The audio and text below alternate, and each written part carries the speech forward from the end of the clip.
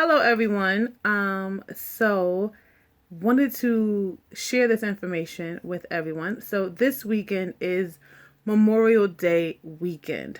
So on Monday, considered a federal holiday, and all businesses are able to close to honor the lives of the armed forces of the United States of America. And usually the president or vice president will go to the national cemetery in order to pay respects and honor the lives of those who are not with us, who served into the armed forces. But there is another side of the story of how Memorial Day even came to be. And before I was going to write all these things out and put it all together, but then I found this article in the New York Times that was dated in May 2018. I think this really kind of puts everything together, and I didn't have to do any other writing. So I'm just going to read this article. So I'm also going to put this into the description if you want to feel free to read it on your own. But it's story time. We're going to learn some things today. So this is entitled The Unofficial History of Memorial Day, dated May 26, 2018 by, I think it's Sewell Chang. Believe that is the pronunciation. So here we go. The unofficial history of Memorial Day goes like this. In 1868, 3 years after the Civil War ended, a group of Union veterans established a decoration day for the nation to adorn the graves of the war dead with flowers. A retired Union Major General, John A. Logan, set the date for the holiday for May 30th. And the holiday's first observance was at Arlington National Cemetery. David W. Blight, a historian at Yale, has a different account. He traces the holiday to a series that had free Black Americans held in the spring of 1865, after Union soldiers, including members of the 21st United States Colored Infantry, liberated the port city of Charleston, South Carolina.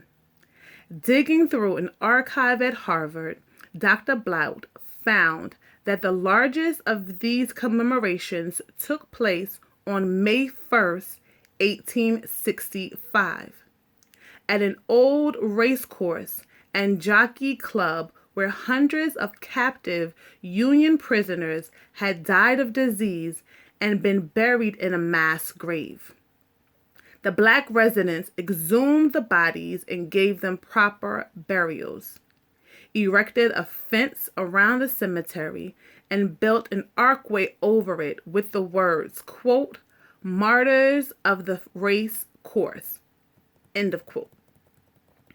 Some 10,000 Black people then staged a procession of mourning led by thousands of school children carrying roses and singing the Union theme,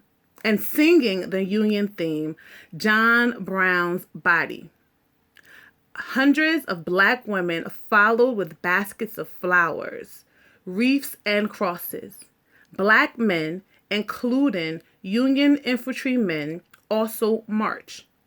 The children's choir sung spirituals and patriotic songs, including the Star-Spangled Banner.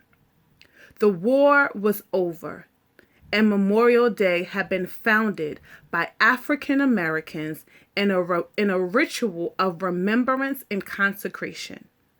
Dr. Blight wrote in a 2011 essay for the New York Times, and he's quoted, "The war they had boldly announced had been about the triumphant of their emancipation over a slaveholders' republic.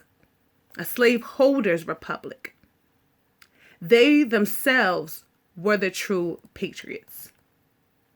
The African American origin of the holiday were later suppressed. Dr. Blount found by white Southerners who reclaimed power after the end of the Reconstruction and interpreted Memorial Day as a holiday for reconciliation, marking sacrifices by both white Americans on both sides. Black Americans were largely marginalized in this narrative. Quoted, "In the struggle over memory and meaning in any society, some stories just get lost while others obtain mainstream recognition." End of quote by Dr. Blight. That was a lot. That was a lot that I wanted to share, and I hope that everyone wants to either play this back again or wants to read the article. Please do so. But I wanted to share this not only because doing work on grief and loss is what I've been called to do, but for people to really understand the fullness of what this means, right? What it means to actually have Black grief, what it actually means of the rituals that certain cultures and ethnicities have, and what does it mean when our part of history is not spoken to other people and literally gets removed out of the history and teachings of. So as we go about this Memorial Day weekend, please remember the unofficial history of Memorial Day. Until we meet again.